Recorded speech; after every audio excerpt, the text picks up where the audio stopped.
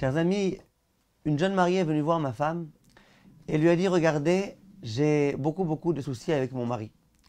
Et les soucis, ils sont en particulier au moment où je suis indisposée, où je suis nida. Pourquoi? Parce que pendant cette période-là, mon mari, il est très froid avec moi et puis j'ai l'impression que j'existe pas, comme si j'étais une étrangère. Il me dit même pas un petit mot du genre je t'aime, du genre ma chérie, du genre quelque chose. Alors c'est terrible pour moi. Toute la période où je suis pure, Baruch Hashem, ma chérie, mon amour, mon trésor, mon ceci, mon cela. D'un coup, je suis nida, on a l'impression qu'il ne me connaît plus. Alors, que doit-on faire? Que peut-on faire? Qu'est-ce qu'il faut faire pendant cette période-là? Alors, mon épouse lui a dit, mais non, il n'y a aucun problème. Que ton mari te dise pendant cette période-là des mots gentils, pas trop exagérés, du genre je t'aime, il n'y a pas de problème. Qu'il te dise ma chérie, c'est pas un problème.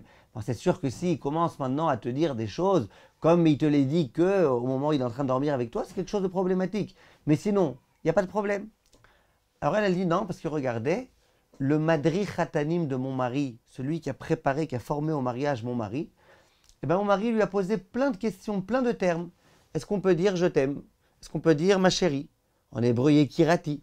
Est-ce qu'il y a ce genre de mots qu'on peut dire?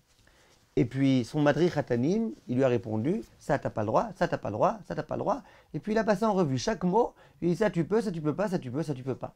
Et les mots je t'aime, c'était hors de question. Les mots ma chérie, c'était hors de question. Bref, mon épouse est venue me voir et elle me dit qu'est-ce qu'on fait? Alors je lui ai dit regarde bien. Et j'aimerais que vous compreniez bien. Tout d'abord, c'est un petit peu à mon avis ridicule qu'un Français et une Française aillent voir un madri khatanim israélien pour lui poser ce genre de questions. Parce que vous comprenez bien que là, on joue avec les nuances de la langue. C'est pas la même chose en français ou en hébreu. On joue ici avec des mentalités. Donc bien évidemment que ces choses-là, elles vont dépendre un petit peu de la mentalité, de la façon de parler d'une façon générale.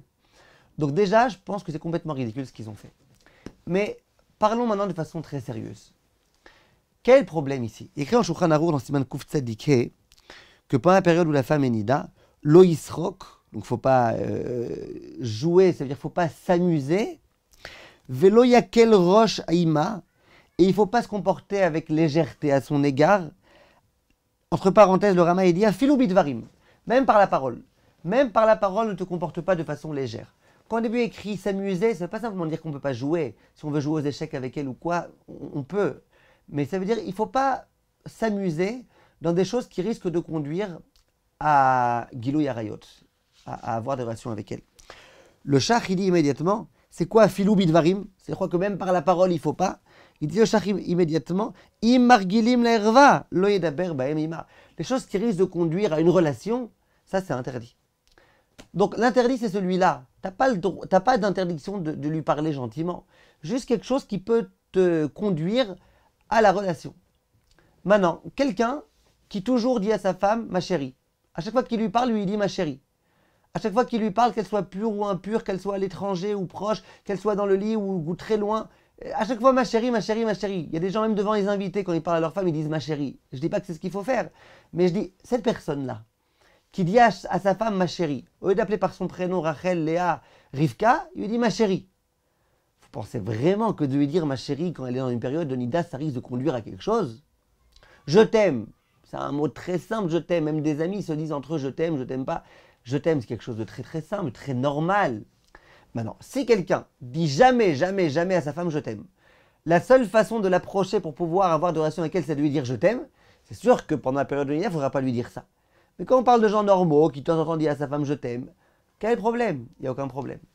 J'en ai parlé aussi avec le Rav Dreyfus, qui était tout à fait d'accord avec moi à 100%, et qui disait que tout dépend. Si tu dis jamais ça à ta femme, ne le dis pas quand elle est nida. Mais si tu lui dis à tort et à travers tout le temps que c'est ta façon de lui parler, il n'y a aucun problème.